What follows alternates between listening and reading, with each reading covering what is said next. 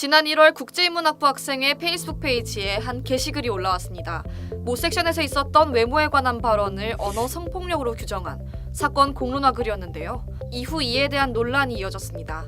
오늘은 이번 사건이 어떤 점에서 논란이 되는지, 또 앞으로 어떻게 나아가야 할지 알아보겠습니다. 지난 11월 국제인문학부 모 섹션 성평등 주체에게 한 신고가 접수됐습니다. 3월 섹션 행사에서 한 학우가 한 발언에 대한 것인데요. 너 정도면 얼굴이 괜찮다. 우리 섹션 여자애들 정도면 다 예쁜 거다란 발언에 문제를 제기한 겁니다. 이에 대책위원회가 구성됐고 사건 공론화 글이 올라오면서 논란이 불거졌습니다.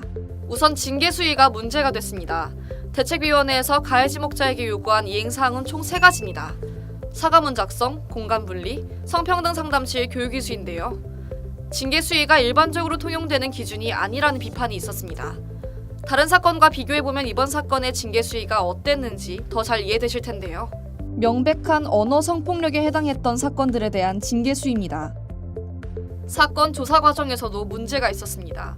당시 상황에 대한 복기가 제대로 이뤄지지 않아 발언의 맥락을 구체적으로 파악하지 못한 채 사건이 처리됐습니다. 가해 지목인 발언의 맥락이 중요한 부분이었는데도 말이죠. 다음은 1월 12일 국제인문학부 임시운영위원회 회의에서의 성평등 주체의 발언입니다. 또한 자치규약에 따르면 대책위원회가 독자적으로 사건을 조사, 심의 처리를 하더라도 그 과정에서 서강대학교 성평등 상담실의 자문을 적극적으로 구해야 합니다. 그러나 대책위원회는 외부 전문기관의 자문만을 구했을 뿐 학교 성평등 상담실의 자문은 구하지 않았습니다. 앞으로는 이러한 사태가 재발하지 않도록 하는 게 가장 중요할 텐데요. 국제인문학부 모 섹션 대책위원과 서면 인터뷰를 진행했습니다. 대책위원은 사건에 대한 피드백 문서의 초안 작성 후 검토 및 수정을 거치는 중이며 빠른 시일 내로 게시할 것이라고 밝혔습니다. 성폭력 사건 처리 과정 시스템의 개선 및 논의된 부분에 관한 질문에 대해선 체계적인 조치 매뉴얼 부재, 사건 관련인 및 대책위원 보호 방안 미비, 그리고 학생의 교육 시스템에 대해 언급할 예정이라고 답했습니다. 현재 교내 성평등 관련 기구가 갖고 있는 한계를 극복하기 위해 어떠한 노력을 해야 할지 성평등위원회에게 물어봤습니다. 2019년 2월 27일부터 자치규약 검토 및 수정을 하고 있습니다.